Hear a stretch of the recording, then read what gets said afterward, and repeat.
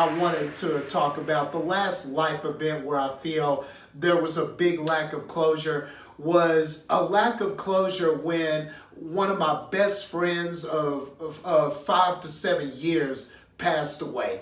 And it's very fitting that I'm doing this on Monday, October the 7th, because this is the year anniversary of the passing of my good friend, Fred Urban III. And Fred was more than just somebody who was influential in the wrestling scene here in West Texas. And I live in the Midland, Odessa area. So what Fred did and his influence in wrestling was prominent in this area. Not only did he introduce me to some people who are my best friends now, not only was he one of my best friends, someone that I confided in, someone who I love like a brother, but he opened up so many doors for me and gave me so many opportunities throughout my career. So to that, I will forever be indebted to him. And I felt so bad when he died because he actually passed away while I was out of town in California for another wrestling camp in New Japan Wrestling. And I got the call that he passed on the third day.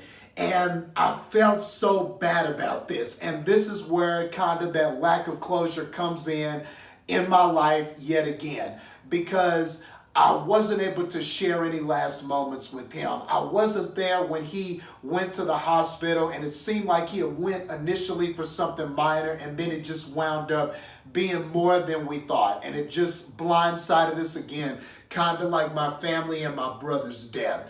And not being able to answer those questions, not being able to have those last few moments with him, not being able to feel like you could do anything about the situation, and you just feel helpless. And I took all these feelings in, whether it was about my brother, about my career, or about my dear friend Fred. I took all of this in. And the one thing that I can look back on now at that time and say that I wasn't doing, and how I know it was a symptom of depression, is that I secluded myself from people. I kept telling myself, Justin, you're the living proof. You're Mr. Positive. You got to overcome this yourself, man. You got to be stronger. And yes, I mean, I wasn't necessarily wrong in the sense that, yes, having strength is great. Enduring and overcoming is great. But if I can say anything, and if there's anything you can take from this video, take this.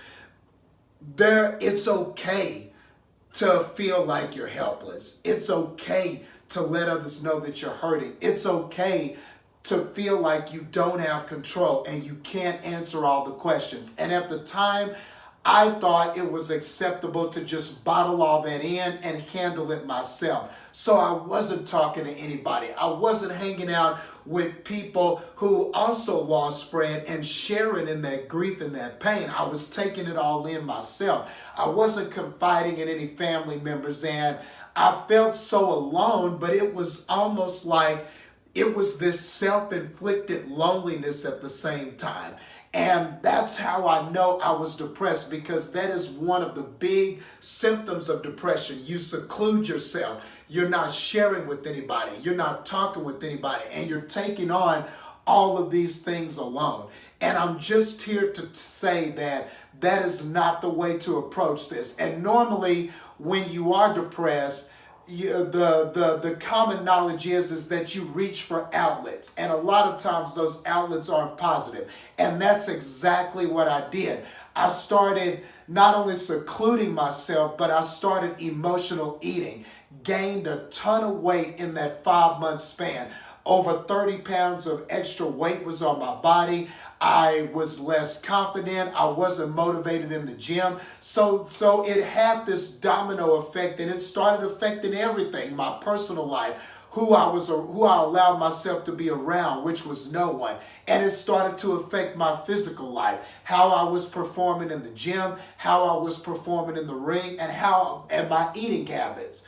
But I'm here to tell all of you that this story doesn't end sad. I was able to overcome this, and really what it started with was finally opening up. Some friends who just sort of noticed it, because the sadness was, I guess, written on my face. I was no longer good, and hiding it for those few months. And just confiding in those friends, just letting them know how I felt, and hearing that they felt the same way, hearing that they had some lack of closure with Fred's passing just like I did, hearing that they were going through some things too, helped me immensely. And just knowing that you're not alone in the fight, knowing that it's okay to have these feelings and that no one's going to think less of you because you have them. People are going to build you. People are going to support you. And I finally got the positive outlets I needed, and I'm turning it around. I wouldn't have been sharing this story a few months back, and now here I am. I'm taking this opportunity, thanks again, Jackson Stone, to share this story. Something that I wouldn't have done long ago. I posted about my journey with this on Facebook, and the responses were great, and people built me up and said, look, man, I'm going through things too, stay strong. And I was able to turn it around in the weight room. I lost that 35 or 37 extra pounds that I gained, and I'm back on track. I'm back in the ring. I'm doing well. I feel confident. And it all started with just simply sharing and understanding that you are not alone in this fight. So that's the last thing I want to say to anybody out there. And thank you for listening to this video. But please remember, if you take nothing away, you've got to share your feelings of loneliness. You've got to share your feelings of sadness. You've got to share when you feel helpless. You've got to share, and you've got to let others know when you're hurting. And you may not have all the answers to the questions. Everybody has life events and can have a lack of closure where you can't answer why certain people die. Why are you in this position and not in the position you think you should be in?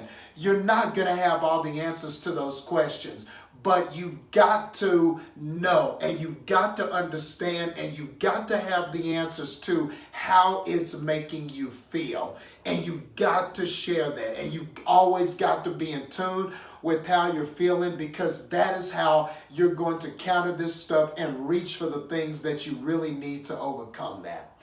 So again, thank you guys for listening to this video. Mental wellness and mental health is important, and let's all continue to share with each other and join together and support each other in this very important fight.